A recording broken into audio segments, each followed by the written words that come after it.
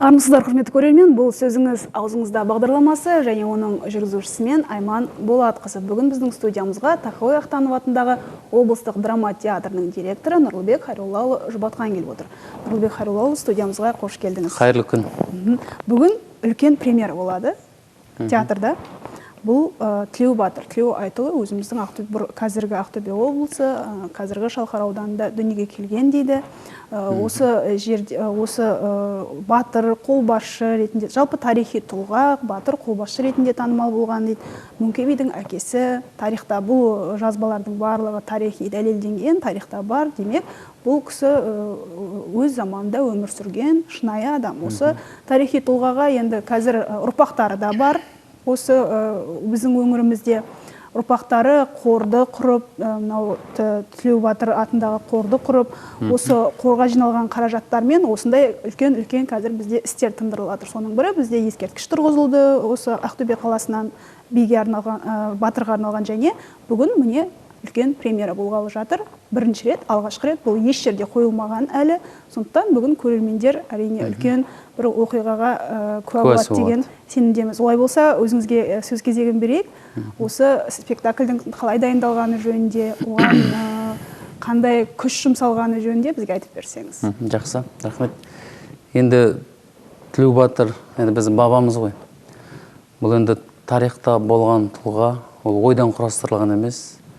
Сонау Сайрам соғысы кезінде, 1600 жылдары осы батыс өңірінен 17 мың қол жинап, соны Түркістанға барып, сол жаумен соғысуға өзінің інісі Жолдаяқты ертіп аттанған. Оны енді халық бәрі біледі. Енді бұл идея қайдан туды деп ойлайсыз ғой. Осы биыл, осы жаңа жылдан кейін маған осы Ақтөбе облысына белгілі азамат, бұрын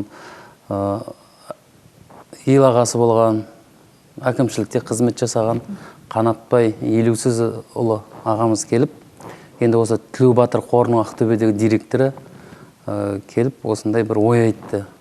Енді осыдан 2 жыл бұрын ескерткішті тұрғызылды ғой, керемет болып. Шымкентте тұрғызылды. Енді Тілеу Батырды тірілтейік деді. Сондықтан да ол кісі сонда идея айтып келіп, бірақ енді оның пьесасын жазу керек қой. Сондықтан да ол кісі ол пьеса жағын өзінің мойнына алды. Алматыда Дулат Исабеков жазушы ағамызбен хабарласып, оның қасында Мырзан Кенжебай деген бірге жұмыс жасайтын мәдениет журналында шалқарлық бір азамат бар. Солар ақылдаса келіп, осы Дулат ағамыз өзінің ойын қорытып, Мырзан Кенжебайға тапсырады. Сол үлкен дүние жазып, бір 2 айдың көлемінде ма, 1 айдың көлемінде ма, сол біздің театрға алып келді. Содан кейін ол пьесаны алып, біз көркемдік кеңес бар. Өйткені театрдың заңы сондай, кез келген дүниені қою үшін 11 адамнан құралған көркемдік комиссия қарап, оның мазмұнын, оның мағынасын, халыққа қандай пайдасы бар ма, зияны бар ма, оны сараптайды. Сол көркемдік кеңестен өтіп, әрі қарай режиссерға тапсырыс берілді. Әрине біз сырттан режиссер шақырғымыз келді, дегенмен де біздің театрда жас режиссерлар болғаннан кейін, оларда тәжірибе жинақтасын, өссін, көрсін деп, Алмат Шарипов деген осы былтыр ғана келген, Жүргеновтен бітіріп келген жас жігіттің қолына үлкен дүниені ұсындық, өткен сеніп тапсырдық. Алмат бұған дейінде 2 спектакль бізге көрсетті.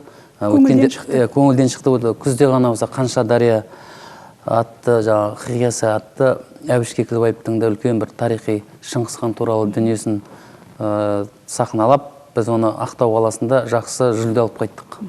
Сондықтан да Алматқа сеніп тапсырдық. Енді екінші бір жақсы жағы, бұл Тілеу Батыр спектакліне біз бюджеттен ешқандай ақша сұрағанымыз жоқ. Бұл спектакльдің барлық шығынын, яғни костюмдерін, киімдерін, эскиздерін, декорация дейміз, реквизиттер, найза, қалқан, пышақ бәрін осы Тілеу Батыр қоры көтеріп, өздері мына заттардың осы киімдердің тігілуіне ақша бөліп, барлық материалдарын сатып алып, бізе әкеліп берді. Енді тағы бір жақсы жағы, бүгін бұйырса тұсауы кесіледі. Алматыдан жаңа Дулат Исабеков, Мырзан Кенжебай бастаған бір топ жазушылар келді, академиктер келді. Қазір бұйырса кешке біздің театрға келеді. Бұйырса облыс басшысы келеді дегенде жақсы хабар бар. Енді Ақтөбенің барлық зиялы қауымдары, ұрпақтары Шалқардан да келеді, осы Ақтөбеден де келеді. Енді бүгін театр сыймай қалама деп те өзіміз қорқып отырмыз. Енді одан әрменде қайталанады ғой бұл? Ертең 17 күн тағы болады. Әрі қарай біз тұрақты түрде репертуарға кіргіземіз. Өйткені біз бұл батырларымызды насихаттағанда біз бұл жастарға отансүйгіштікке, тәрбиелік маңызы бар. Өйткені ол құрдан құр Тілеубатыр 17 мың адамды апарып соғысып құрбан болған жоқ қой. Жалғыз Тілеубатыр емес, қасындағы жауынгерлер де қырылды. Оның бәрі осы елімізді, жерімізді қорғау үшін жандарын пида етті. Елік насихатталу керек. Әрине, біз жерімізді осылай қорғауымыз керек қай-қайсымызда. Сондай мақсатқа тәрбиелейді бұл спектакльдің маңызы. Нұрбек Хайроллаұлы, енді алдағы бізде тағы да қандай спектакльдер? Содан кейін бір сөз айтып жіберейін. Содан кейін осы бүгін бұйырса Тілеубатыр спектакльінің бізге тапсырады. Біздің репертуарға еніп, біздің театрдың қоры бір спектакльмен және де көптеген тарихи киімдермен толығады.